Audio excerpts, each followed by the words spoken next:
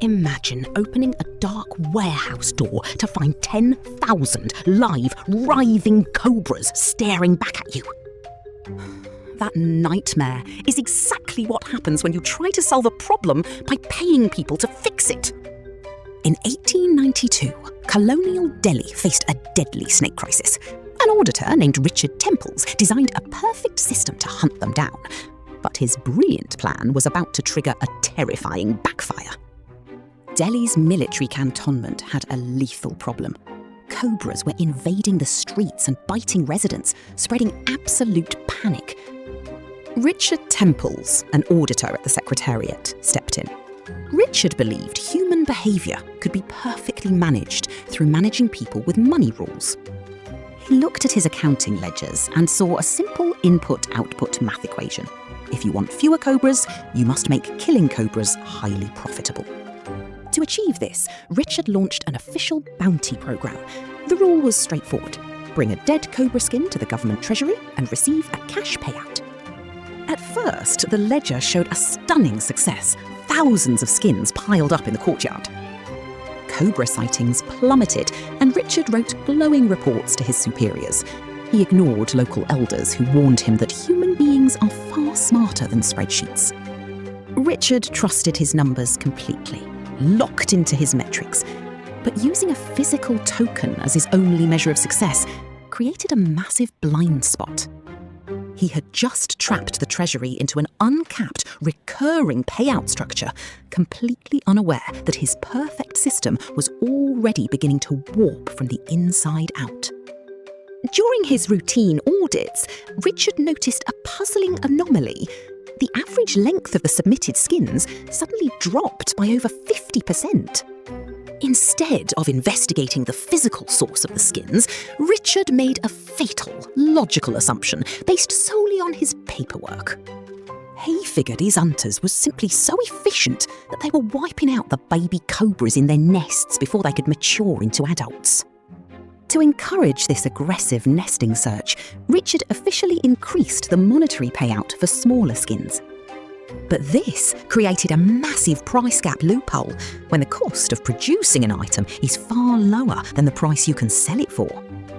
By raising the bounty on small snakes, Richard made it incredibly cheap and highly profitable for locals to breed cobras in captivity rather than hunting dangerous wild ones in the tall grass. This systemic loophole scaled up at lightning speed, warping local markets. Strange clues began popping up in the city's trade ledgers, which Richard missed because he only watched his snake charts. There was a massive, unexplained spike in imports of cheap poultry feed and specialised clay hatching pots into the city's outer bazaar districts. The air in these markets smelled of grain, and the sound of clinking clay echoed through the streets. When Richard briefly questioned the data, local merchants claimed the imports were just supporting a booming domestic chicken market.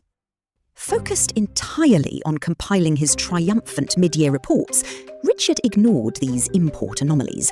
He allowed the secret physical infrastructure of a massive domestic cobra breeding industry to expand completely unmonitored in the city's shadows. The illusion shattered on a Tuesday afternoon when a tip-off led Richard to conduct a surprise inspection of an unregistered warehouse. Pushing open the heavy wooden doors, his sweeping lantern light cut through the damp air to reveal a nightmare. Row after row of clay hatching pots stretched into the dark, writhing with thousands of live, domestically bred cobras. Seeking to regain control, Richard immediately halted payouts in that district and ordered his guards to smash the breeding pots. But this local crackdown backfired. Instead of quitting, the breeders quickly gathered their surviving stock and shifted their operations underground into the unpoliced sewer networks, completely out of the administration's reach. Richard was desperate to stop the rapid bleeding of the Treasury, so he implemented a complex verification protocol. A senior clerk was now required to apply a unique, high-security stamp to every submitted skin. Yet skin submissions continued to rise anyway.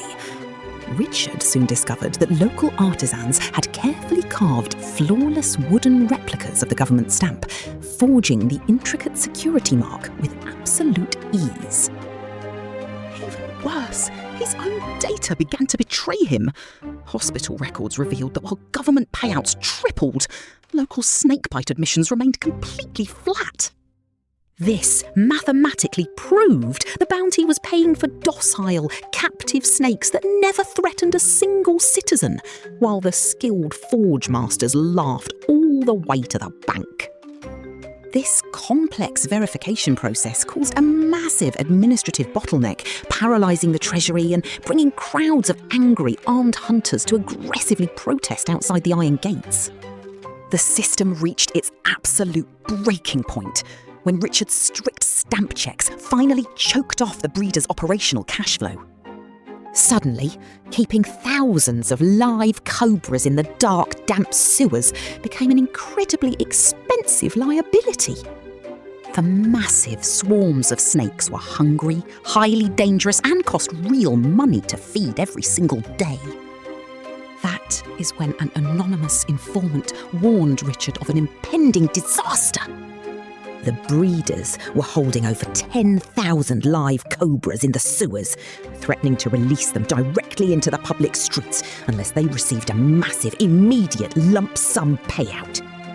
With their stockpiles now completely worthless, the breeders instantly liquidated their assets, dumping thousands of live cobras directly into the streets of Delhi. The programme was over, but the city's wild cobra population was permanently larger than before. Richard Temples stood in his empty office, realising the metric he created had doomed his mission.